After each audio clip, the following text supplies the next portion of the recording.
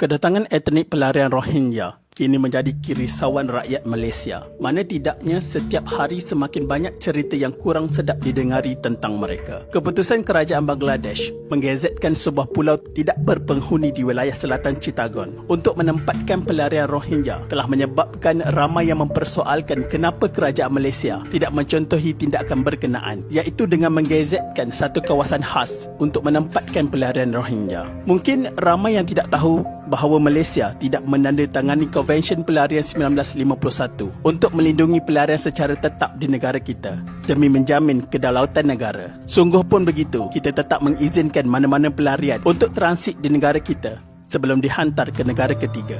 Tahukah anda Malaysia pernah diancam kedaulatannya kerana terlalu bermurah hati dengan menerima pelarian di negara kita suatu ketika dahulu? Ia digelar tragedi Pulau Bidong. Kisahnya bermula apabila Malaysia mengambil keputusan untuk menerima pelarian dari negara Vietnam yang meninggalkan negara mereka melalui jalan laut kerana peperangan yang tercetus di negara mereka. Oleh kerana jumlah mereka yang begitu ramai, Malaysia terpaksa mencari satu kawasan khas untuk menempatkan mereka di negara kita. Keputusan menerima pelarian Vietnam menyaksikan kerajaan Terengganu terpaksa mengisytiharkan Pulau Bidong, sebuah kawasan tidak berpenghuni di pesisiran pantai Terengganu, kira-kira 40 km dari Tanah Besar, sebagai pusat penempatan pelarian Vietnam antara tahun 1978 hingga 1990. Ketika itu, ramai pelarian Vietnam mendarat di pantai dan pulau perairan pantai timur. Dianggarkan seramai 252,390 pelarian Vietnam mendarat di Malaysia dan seramai 4,535 bayi telah dilahirkan.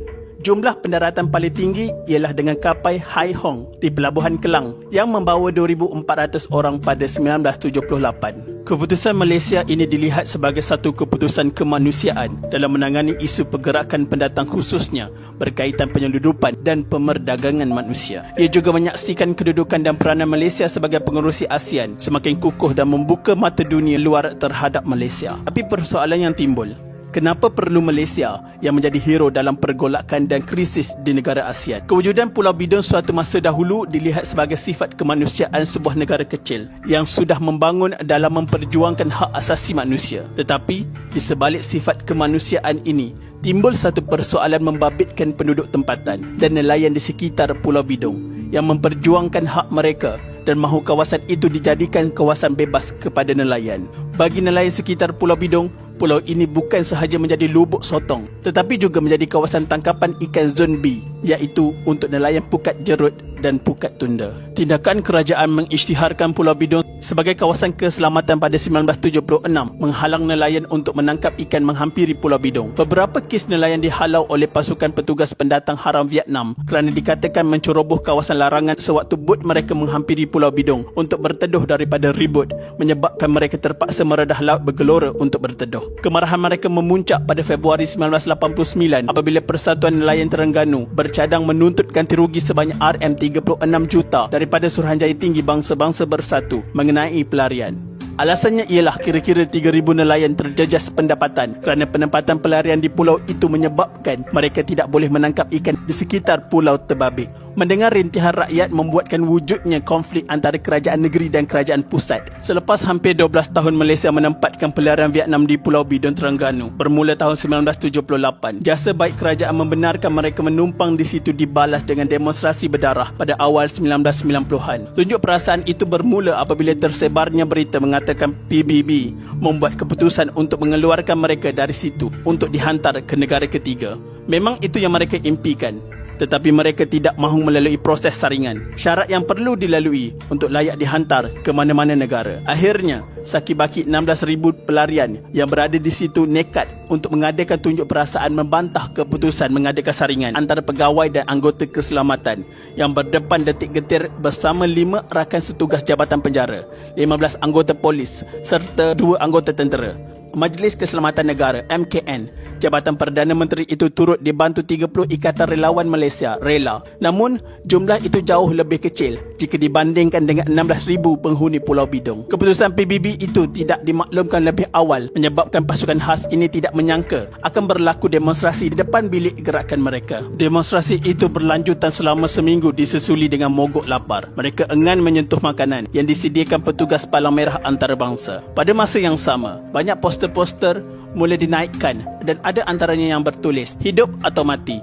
Kami mahu keadilan. Bebaskan kami dan kami tidak mahu pulang." Sepanjang tempoh itu, petugas keselamatan terus berdiplomasi memujuk mereka supaya bertenang. Pada hari pertama dan kedua, mereka kelihatan masih boleh mengawal emosi. Tetapi selepas beberapa kali berbincang dan tiada keputusan positif, mereka mula berubah sikap. Pemimpin mereka mula berucap di tempat perhimpunan dengan penuh semangat.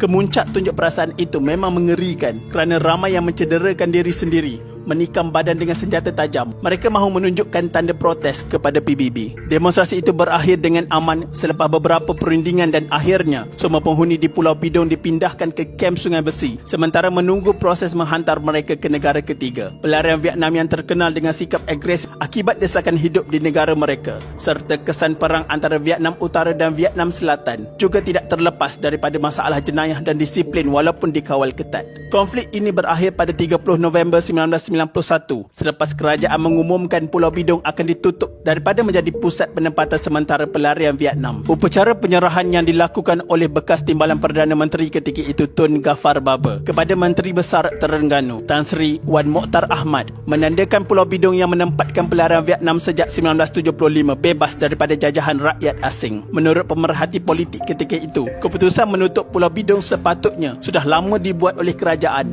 Setelah hampir 12 tahun, masalah penempatan semula pelarian ke negara ketiga menjadi semakin rumit. Keputusan kerajaan menutup Pulau Bidong untuk selama-lamanya kepada pelarian dapat mengelakkan golongan itu meninggalkan negara mereka untuk mencari kehidupan yang lebih baik. Lebih penting, ia melenyapkan imej Pulau Bidong sebagai pusat tarikan pelarian, khususnya dari Vietnam. Namun penutupan Pulau Bidong ini bukanlah pengakhiran kepada masalah pelarian. Selepas Pulau Bidong ditutup, pelarian ini dipindahkan ke kamp pelarian Sungai Besi dengan satu harapan agar masalah pelarian ini dapat diatasi. Jangkaan semua pihak itu nyata meleset apabila bilangan pelarian Vietnam ini bertambah dan menjadikan kamp pelarian Sungai Buloh seolah-olah daerah keramat mereka. Pelarian Vietnam bertindak seperti kacang lupakan kulit apabila mencetuskan kekecohan yang menjadi antara rusuhan terbesar pernah berlaku di negara ini. Bagaimanapun, kehadiran mereka di kamp Sungai Besi memberi masalah lebih besar kepada anggota keselamatan. Di dalam kamp ini, mereka telah menunjukkan perangai mereka yang sebenar. Mereka telah mewujudkan puak-puak samseng di kalangan mereka dan menindas rakan sepelarian mereka sendiri. Mereka juga tidak menghormati undang-undang dengan mewujudkan pelbagai pusat hiburan dan pelacuran haram di dalam kamp berkenaan. Justru, disebabkan sikap mereka yang kurang ajar, pihak keselamatan telah mengambil keputusan melakukan pemeriksaan secara menyeluruh ke dalam kamp mereka untuk membantras gejala yang tidak bermoral yang dilakukan mereka. Mereka membantah tindakan anggota keselamatan hingga mencetuskan rusuhan besar pada Jun 1995 yang hampir menggugat kedaulatan dan keselamatan negara yang telah memberi perlindungan kepada mereka selama ini. Tindakan ganas kumpulan perusuh pada pagi 5 Jun 1995 menyebabkan 3 blok kediaman di kamp transit sementara Sungai Buloh yang menempatkan lebih 4,500 pelarian Vietnam musnah sama sekali. Rusuhan ini mengorbankan seorang pelarian dan mencederakan lebih 10 anggota yang terlibat dalam operasi mengawal keselamatan iaitu pasukan simpanan Persekutuan FRU, bomba dan polis hutan. Selain drama rusuhan yang berlangsung selama lebih 16 jam, kebakaran besar itu turut menggemparkan warga kota, khususnya mereka yang tinggal sekitar Sungai Besi dan Bukit Jalil. Kepulan asap yang menjulang tinggi dikatakan dapat disaksikan dari jarak puluhan kilometer. Dalam operasi mengawal rusuhan itu, seramai 1,200 anggota pasukan keselamatan terdiri daripada anggota polis FRU, polis hutan, bomba, unit pengesan bom dan unit anjing pengesan dikerahkan ke tempat kejadian. Serbuan awal polis ketika itu berjaya menemui pelbagai senjata tajam seperti lembing, parang, senapan patah dan pedang yang dihasilkan oleh kumpulan perusuh. Berdasarkan kenyataan rasmi Dewan Negara yang dibaca oleh Menteri Jabatan Perdana Menteri ketika itu, Datuk Seri Muhammad Nazri Abdul Aziz, berhubung insiden ini, kekecohan dipercayai berpunca daripada sikap tidak puas hati pelarian terhadap keputusan kerajaan yang mahu menghantar mereka pulang ke negara asal. Menurut beliau dalam kenyataan itu, pelarian Vietnam cuba menunjukkan bantahan dan mendapatkan simpati dunia terhadap rancangan kerajaan menghantar mereka pulang ke Vietnam yang sudah dipersetujui oleh Suruhanjaya Tinggi Bangsa-Bangsa Bersatu bagi orang pelarian. Mereka juga masih menaruh harapan untuk dihantar menetap ke negara ketiga yang mereka anggap dapat memberikan perlindungan walaupun permohonan mereka ditolak oleh negara berkenaan. Pilihan kumpulan pelarian ketika itu adalah untuk mendapatkan tempoh perlindungan lebih lama di negara ini sementara menunggu giliran dihantar ke negara-negara ketiga seperti Amerika Syarikat, Perancis, Kanada dan Eropah yang dikelola oleh UNHCR. Bagaimanapun atas syarat-syarat ketat yang ditetapkan oleh badan antarabangsa itu, keutamaan mengikut program pemindahan ke negara ketiga itu hanya melibatkan pelarian yang mempunyai kelayakan profesional. Tersepit dalam keadaan itu, sebahagian daripada pelarian turut berusaha meraih simpati antarabangsa sehingga mendapat perhatian dari negara luar. Kenyataan yang sama juga menyatakan pemberontakan berpunca daripada tindakan kerajaan membina pagar berangkai di kem berkenaan bagi mengasingkan kumpulan pelarian yang bermati-matian enggan dihantar pulang dengan puak yang lebih bertimbang rasa. Dalam rundingan itu, kumpulan pelarian mendesak kerajaan supaya tempoh perlindungan dilanjutkan kerana mereka takut pulang ke negara asal. Mereka tidak berani pulang kerana takut dikenakan hukuman mati oleh pemerintah komunis negara itu. Rundingan menemui jalan buntu sehingga tercetusnya rusuhan. Selepas tewas dalam pertempuran dengan pihak berkuasa, beratus-ratus kepala samseng dihantar ke kem tahanan sementara pelarian di Krayong Pahang. Betapa susah dan mencabarnya pasukan khas di bawah MKN serta semua agensi keselamatan kita bagi menangani isu pelarian ini. Buat baik dibalas baik, namun tidak sangka sebaliknya pula yang kita dapat. Tahniah kepada MKN dan semua agensi keselamatan kita pada ketika itu yang akhirnya berjaya menyelesaikan dan meleraikan masalah isu pelarian Vietnam ini. Berbalik kepada isu etnik pelarian Rohingya, jangan jadi Rohingya mudah lupa. Kerajaan Malaysia perlu lebih tegas bagi menjamin kedaulatan negara serta mengekang kemasukan mereka secara haram atas tiket pelarian. Kita sebagai rakyat Malaysia teruskanlah bersuara melalui saluran yang betul tanpa menyalahi undang-undang. Cukuplah yang sedia ada pun sudah bermasalah. Jangan ditambah jumlah mereka. Kita tidak akan nampak dalam masa 2-3 tahun, tapi kesannya 20-30 tahun akan datang kepada anak cucu kita. Selain daripada masalah sosial yang berbangkit jika mereka terus bertapak di Malaysia dan diberikan pelbagai keistimewaan yang tidak sepatutnya diberikan kepada pendatang asing tanpa izin, walaupun mereka kononnya merasa kebal dengan hanya memegang title pelarian UNHCR. Sekian, terima kasih.